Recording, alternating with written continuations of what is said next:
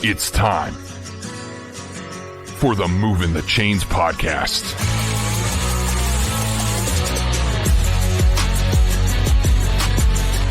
Your home for high school football coverage in the Palmetto State. Every team, every game, every week. And now your hosts, Kevin Thomas and Jerel Hendricks.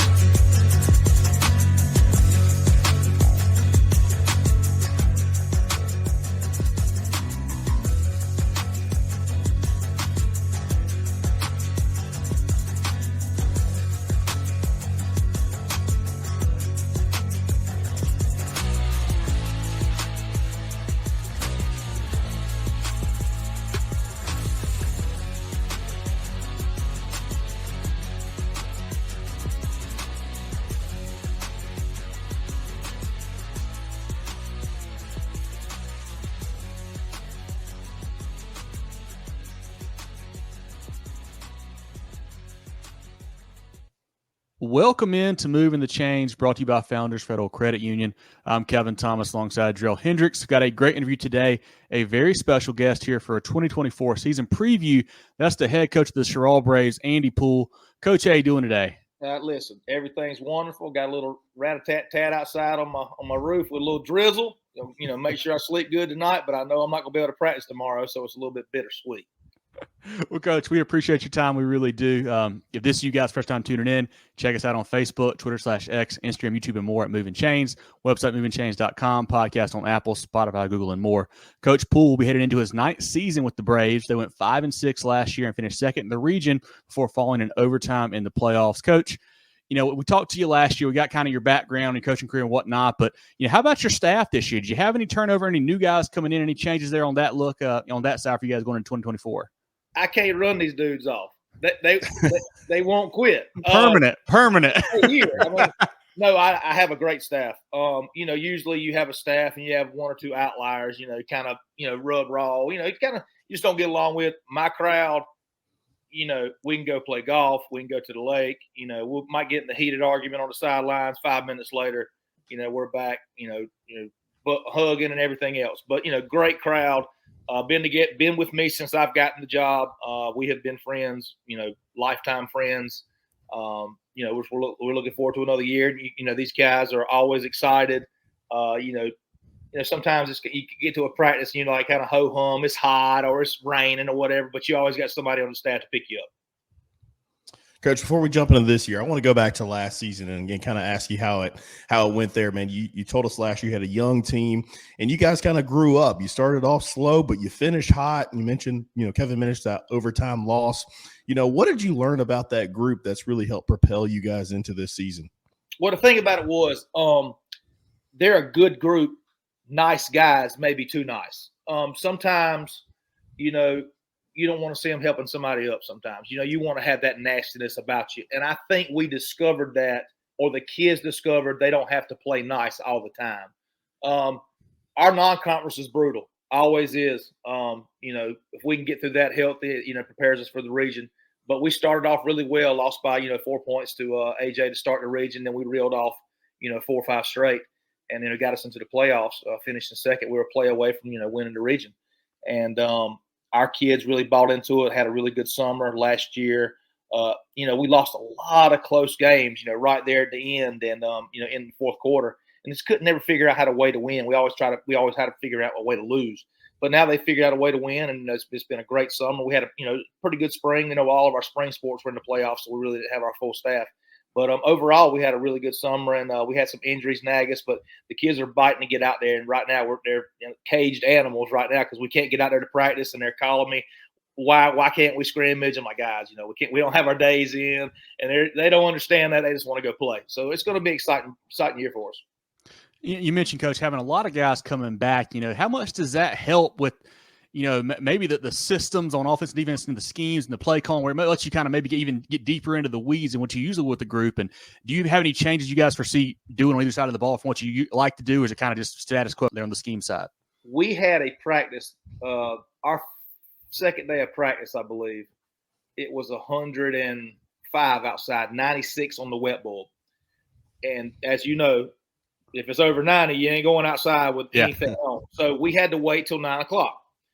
Anyway, the kids, they were just like a Friday night game. They were out there just running around, just having a good time. And some of our older coaches, like, well, this, there's, I was like, guys, just relax, let them get some, some of this energy out.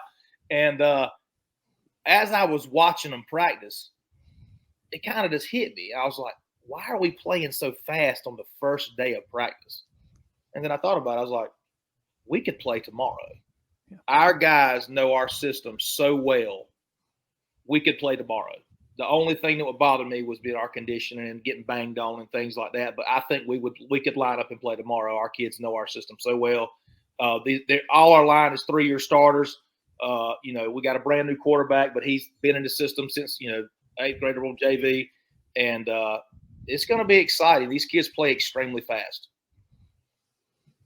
Coach, going back to the the off season here, going through spring and summer, what is if you had to pinpoint one thing as far as your team growing, this off season, what would you say the biggest leap that they've made?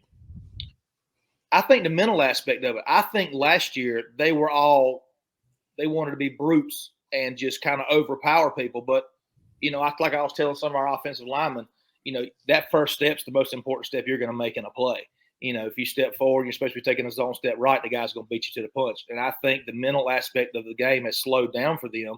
And the schematics of our scheme has really started to make sense to them. They're playing extremely fast. And I'm like, guys, you play extremely fast when you're not thinking.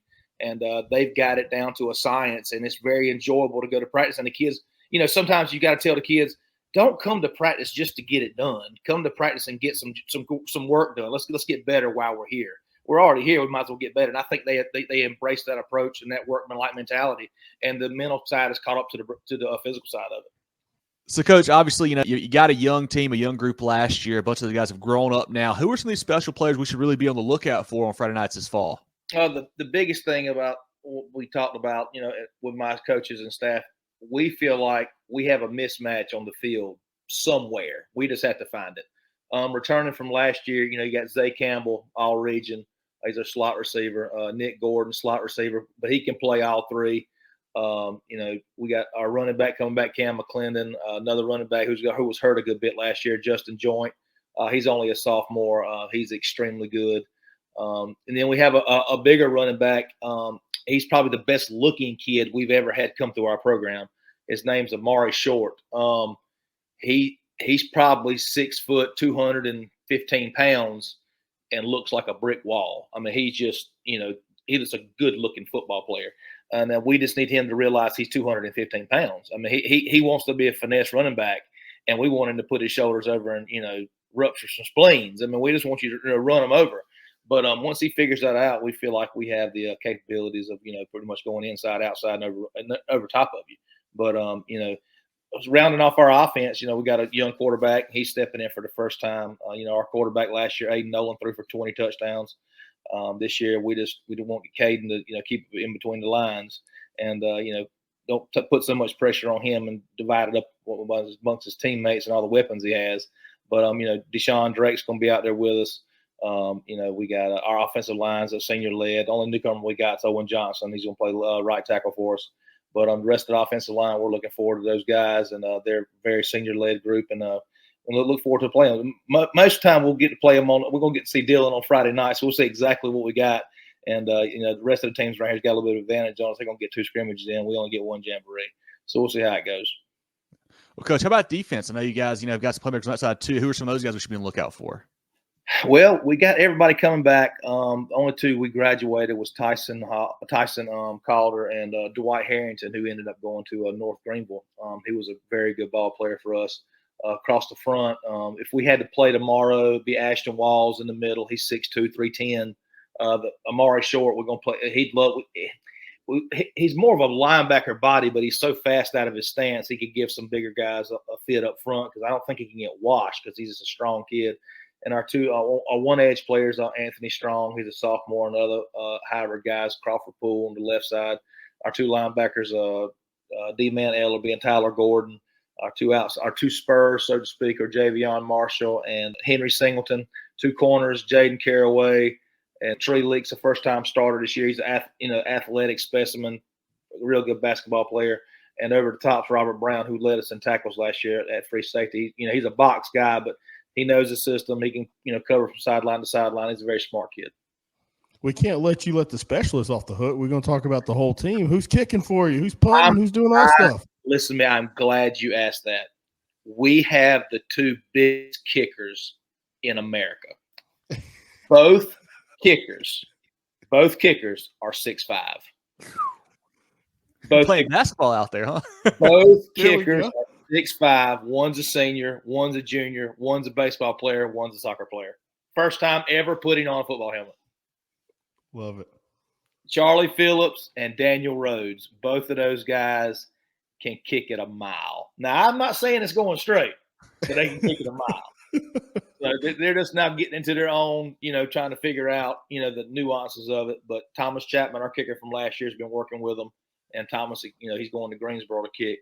And those two, when it comes off their foot, it just sounds different. I mean, that'd be a great weapon to have in high school football. If you can kick it in the end zone and everybody starts at the 20, 25-yard line, we gave up 6 kicks last year for touchdowns. So, one against, Woodland. So, you take those away, it's a different ballgame. You listen to the guys. I love our kids, and I'll put our ones up against anybody. That's why my non-conference schedule is so rough. I wanted to see how good we were going to be. And none of them called me to play. I called them. So we're looking forward to it. Coach, let's talk about that non-conference schedule. I mean, you're traveling to 2 5A teams, going to River Bluff, going down to Conway. What made you challenge this bunch, or what did you see in this bunch, to take up that challenge for the non-region opponents? I know we can be good. And I want to see how good we can be. I want one of those schools to slap us in the mouth and see exactly how we respond. I want to see if we're going to tuck tail or we're going to put up a fight. I also wanted to show our kids nice stuff. River Bluff High School, listen. We were there when David Bennett took the job. It was a brand new school. Of course, David Bennett graduated from Cheraw. There was a connection of us going to play. I've been coaching high school football for a long time. Got off the bus. I didn't know what to say. I was like, guys, this is a college stadium. River Bluff's got nicer stuff than most colleges do. They just redid their field again. I mean, they got brand new turf. They got 32 seniors. They're going to be a very good ball club. They play in the toughest 5A region. I mean, they with Dutch Fork, White and Old, that whole crowd.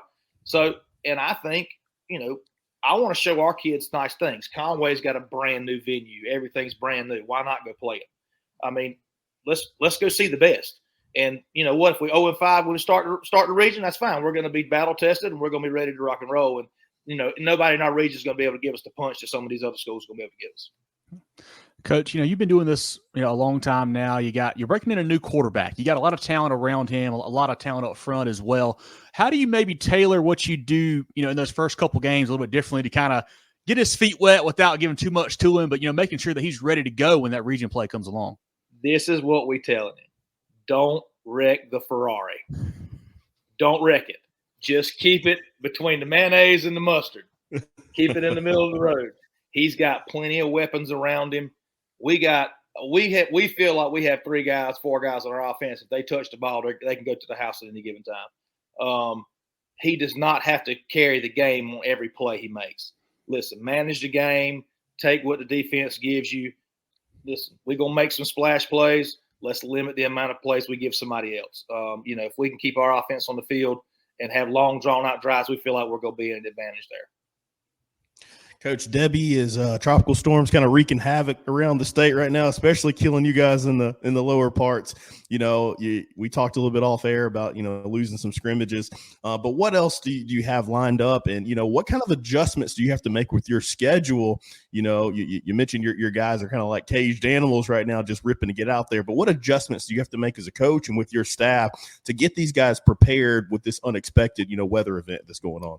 Well, the good thing is, we're a small community because they're somewhere we can get a hold of, but they hadn't stopped them from going to work out in the local gym.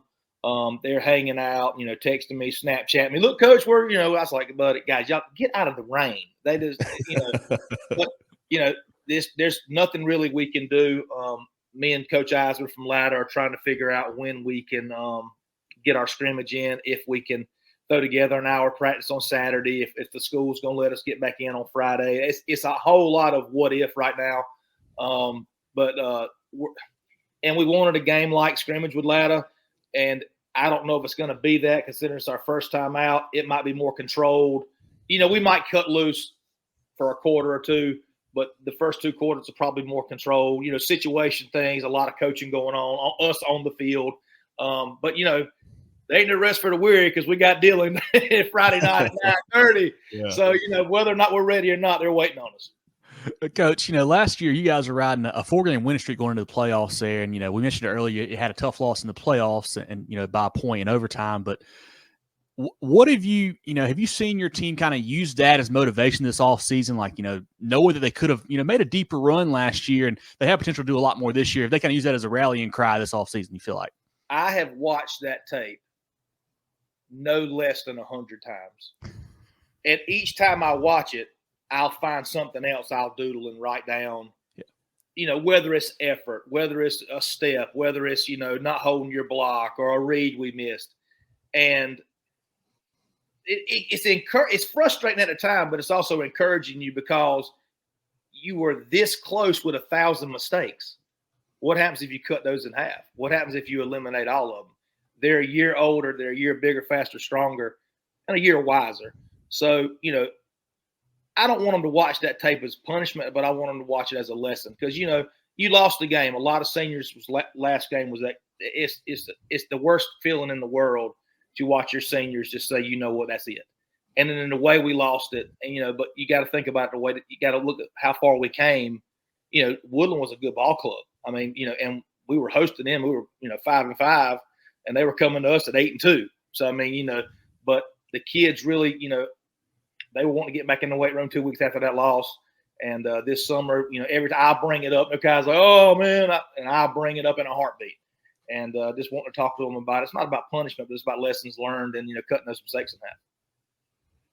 Coach, how do you kind of temper your expectations? You said banners are bust. Do you kind of just wear that, on your shoulders, like on your sleeves, and you kind of communicate that to your team and staff? Or is it one of those things where they just, it's a veteran-led group now where it's kind of just understood that that's the expectation?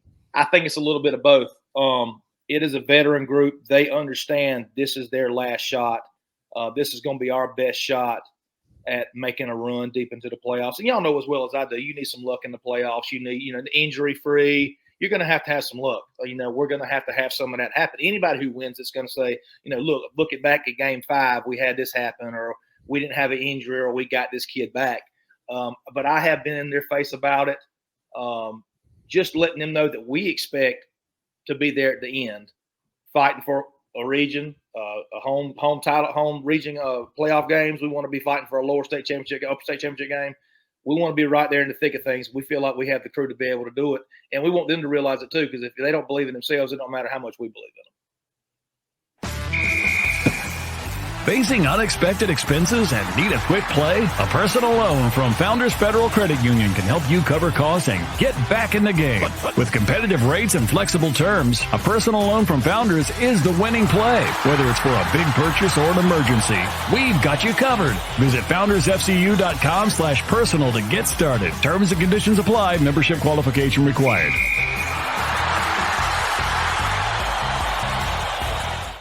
Coach, a couple of easier ones for you before let's go tonight. I don't think we asked you this last year, but maybe it's in your home office on a Friday or either on the bus to an away game. But what's on that pregame playlist to get you kind of fired to take the field? I'm going to be honest with you. I don't listen to all this new mess these guys listen to. I'm a Tupac and Biggie guy. I'm going to be honest with you. I'm an old school guy. I can't say too many songs I listen to because some I want these kids. Oh, Coach Poole, listen to this crazy. No, but I am a Tupac and Biggie guy through and through. And that when I play some of the stuff in the locker room, all the kids like give you that sideways look. I'm like, what? They don't have any substance. They just want to hear a beat and just be nodding their head. That's all they want to do. So I'm an old school guy. Coach, I got to ask you, we get to do this. It's pretty cool how often we see coaches get to coach their son or, coaches who have played for their dad. How special is it for you, to have your son coming up? I saw you beam with a little bit of pride when you talked about how he was all region last year. But how cool is it having your son as a member of the squad? Listen, I am so hard on him. I have to take a step back sometimes because I want him to be the example that everybody else looks at. I am extremely rough on him, probably to a fault sometimes. Nobody could ever say that I play favorites because I'm rough on him. It is a very special bond between us. Just talking before the games and after the games, during practice. But sometimes you have to cut that talk off. And sometimes we get tied up in the confusion between coach and dad. It kind of gets personal sometimes, and sometimes he can't, say, why are you being so hard on me? It's not that I'm being hard on you as a dad. I'm trying to get you ready as a coach. But we have several father-son. Nick Gordon's dad, Derek Gordon's on my staff. He's gonna be with him all the time. Our quarterback, his dad, Keith Thomas, is gonna be our media guy. He's gonna run our huddle sideline stuff. I mean, we've got a bunch of parents who are around their kids. A pretty good big Coach Griggs, coached his son Tegan, who's off at Greensboro this year. And it's a tight knit community, but it's special. I don't know what it was like not coaching him now. Now that he's out there at practice every day, taking him home and picking him up, getting him ready pregame. I don't know what it was like before, but I really enjoy it. And it's something because when he graduates, this is probably going to be it for me. So and when he graduates in 3 years, I'm probably me and him going to make that same walk. Coach, we had a chance to talk to New Chesterfield head coach Matt Quinn about a week or so ago. And, Cheraw Chesterfield, that's a pretty big rivalry, a little intense there between you guys. I don't think he asked you last year, but how fun is that? How much does the community really, love that rivalry, especially, get out there and playing for that bell on that big game, I guess, the end of the season this year? This is the thing. Me and Matt's buddies. I mean, yeah. I can't, I can't. It would be different if he was somebody else, or somebody else was their coach that I didn't know. It's a friendly rivalry. I'm not one of these cutthroat deals, and I'm just hell bent on beating them by 100. I can't. I don't do stuff like that. It's another game. We want to win, and we take pride in it. But listen, all the coaches in my region are good guys, and I get along with all of them. They're really good coaches, really good guys, and each game is a rivalry game because each game is you got to win. You lose one or two. Like me and AJ played the first game of the year. We feel like that's going to be a region championship game. We feel like we got a leg up if we win that game, and either we're going to win out and they're going to win out. If they lose, everybody else is playing for third and fourth. So we feel like that's a big game for us. And like I said, Matt, we had a radio interview the other day, and we was cutting up in there, and he's going to do a great job. Chesterfield did a great job hiring. Yeah, we'll have to talk to Matt about not losing by 64. I know you mentioned 100, but 64 I think was the score line last year. Last one, Coach. Well, not the last, second to last one. Got to ask you about food every time. You gave us a list of great restaurants in that Cheraw area. Is there anything new, or is there something maybe this year that maybe you were traveling around the state or somewhere you got a great bite to eat that you want to share with the people? Well, in Cheraw, the new hotel we have. We talked about it last time. The Dizzy's restaurant is up their game with their menu. El Sharif's our Mediterranean grill. This is very good. I'll be honest with you. I have a place. We got the bistro. And the bistro, it's really good. I think it's got one of the best fillets around. Listen, y'all need to come in town. We'll just go eat. I'm a big eater, so we can just go eat and get some appetizers and just show y'all around, and it'd be a good time. I'm down for that, Coach. Last one for you. What are some goals you guys have set? You mentioned banners or bust earlier. I guess, do you have any set out goals for the 2024 season besides just kind of that slogan there? Well, we have so many playmakers. We want to have 2 1,000-yard rushers and a 1,000-yard receiver. That's what we want. Cam McClennan's returning running back. He rushed for 900 yards in 6 games last year. Justin Joint, we call him Juice. He was injured last year.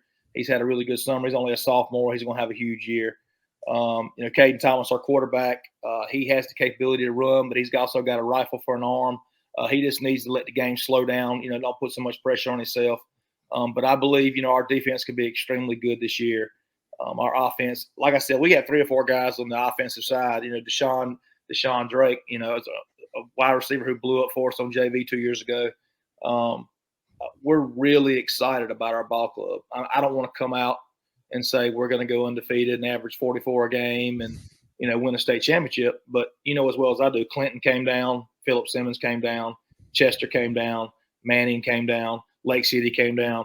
It didn't get any easier. We thought when we lost Abbeville, hey, we're all excited. And then it's like, oh, hold on a minute. These monsters from 3A came down. You know what I mean? Yeah. So, we're excited. I have some really good kids, some really good players. And, the goal, it's always is in Cheraw, compete for a region championship, work hard to get there in the playoffs, have a long run. We want to practice on Thanksgiving. That's the goal.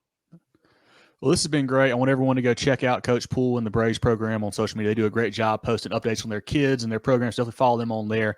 Like I mentioned, follow us on Twitter, Facebook, all social media at Movin Chains, website movingchains.com, podcast on Apple, Spotify, Google, and more. Movin The Chains brought to you by Founders Federal Credit Union. Jerel, anything else for Coach? Let him go tonight. Hey, Coach Poole, it's always a pleasure having you on. We appreciate you joining us again. Man, we'll have to try to do something maybe in season because it sounds like you guys are poised to make a big run. And, you gave us some great ammo. We got our preview shows coming up soon, so we'll definitely have to highlight Cheraw in that. But we wish you guys stay healthy. You have a great season, and we'll certainly be rooting for you. Well, listen, this is what we need to do. Y'all need to come down on a Thursday night when we have a home game on Friday night. We can put you up in the hotel. It's brand new, and you can eat at Dizzy's. Listen, we can go to Oslo's. One of the co-owners works with me. They have a new sushi chef, and the squash fries are unbelievable. So y'all need to come down on Thursday night. We can go out to eat. Y'all can check out the JV game. Then y'all can stay up and eat before the game on Friday night, and y'all come on to the ball game and see some good football. Hey, we got to get out the calendar tonight and try to figure it out, Coach. We appreciate you, man. Best of luck this year. Look forward to talking again soon, and appreciate your time as always. Absolutely, guys. We'll see y'all soon. If y'all ever need anything, just reach out. Get ready for the ultimate South Carolina high school football experience with Movin The Chains. From previews to recaps, we've got you covered. Dive into our expert preview shows, predicting winners and sharing insights. Then join us post-game for the thrilling recaps, exclusive interviews, and highlights you won't find anywhere else. Plus, connect with fellow fans on our Friday night spaces on Twitter/X. No one covers South Carolina high school football like us. Join us at Movin Chains on all social media platforms and visit movinchains.com today.